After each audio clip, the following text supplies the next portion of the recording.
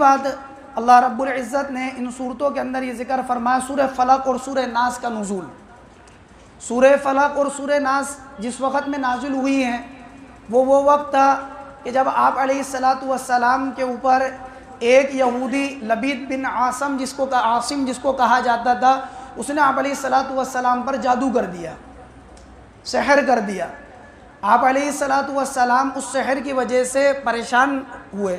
پریشانی یہ ہوئی کہ آپ علیہ السلام یہ سمجھتے تھے کہ میں نے ایک کام کر لیا، حالانکہ وہ کام نہیں کیا ہوتا آپ نے۔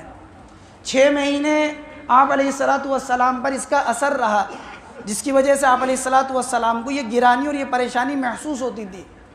حضور اکرم صلی اللہ علیہ وسلم کے پاس حضرت جبریل آئے اور فرمایا اللہ کے نبی آپ کے اوپر سحر ہوا ہے۔ اللہ کے نبی نے حضرت عائشہ سے فرمایا کہ عائشہ مجھے معلوم ہو گیا میرے اوپر کیا بات ہے، میرے پاس جبریل آئے تھے اور انہوں نے بتایا کہ تمہارے اوپر سحر ہوا ہے۔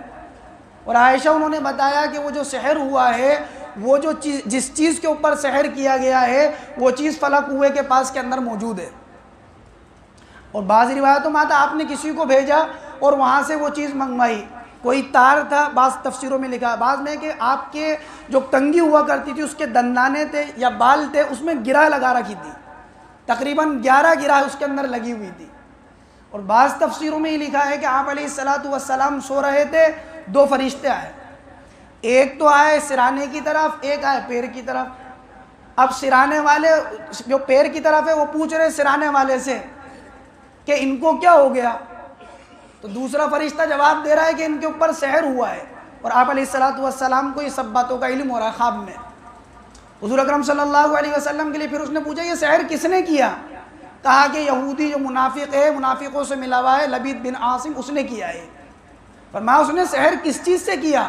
کہا کہ آپ کی جو کنگھی تھی اس کے دندان جو ہوتے ہیں کنگھی کے، جو جس سے کنگھی کی جاتی ہے، فرمایا اس سے کیا ہے سحر۔ فرمایا وہ جو سحر کیا ہے جس چیز کے اوپر، وہ چیز کہاں ہے؟ فرمایا فلاں کنویں کے پاس کھجور جس کے اندر اگتی ہے، اس چیز کے اندر ایک پتھر کے نیچے وہ دبی ہوئی ہے۔ آپ علیہ السلام کی آنکھ کھل گئی۔ آپ علیہ السلام بعض روایتوں میں آپ خود گئے، آپ علیہ السلام نے اس کو اٹھا کے دیکھا تو وہاں وہ چیز موجود تھی۔ اللہ کے نبی علیہ السلام نے اس کے ایک ایک گرہ کو کھولتے اور آپ فرماتے قل اعوذ برب الفلق من شر ما خلق ومن شر غاسق اذا وقب۔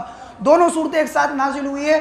ہر گرہ کو کھولتے اور یہ فرماتے، جب ساری گرہیں کھل گئیں اللہ کے نبی فرماتے ہیں کہ میں ٹھیک ہو گیا، اور مجھے اس کے ذریعے سے، ان آیاتوں کے ذریعے سے گویا کہ صحت اور گویا کہ اس سحر سے اللہ نے شفا یابی نصیب فرما دی۔ آپ علیہ السلام سے صحابہ نے کہا اللہ کے نبی جب آپ کو یہ معلوم ہے کہ فلاں شخص نے آپ پر جادو کیا ہے، کیا ہم اس کو قتل نہیں کر دیں؟ آپ علیہ السلام نے فرمایا میری ذات کا معاملہ ہے، میں یہ چاہتا ہوں کہ میری ذات کے معاملے میں کسی سے بدلہ نہیں لوں۔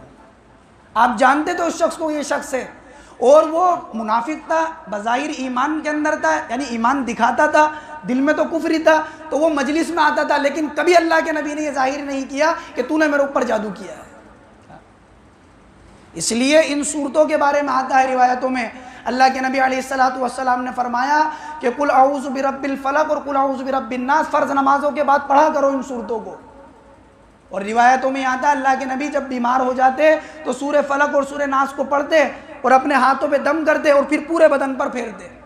اما عائشہ رضی اللہ تعالیٰ عنہ فرماتی ہیں جب آپ کا آخری وقت چل رہا تھا تو میں سورہ فلق سورہ ناس کو پڑھتی، اللہ کے نبی کے ہاتھ پر دم کرتی اور آپ علیہ السلام پورے بدن کے اوپر ان کو پھیرتے۔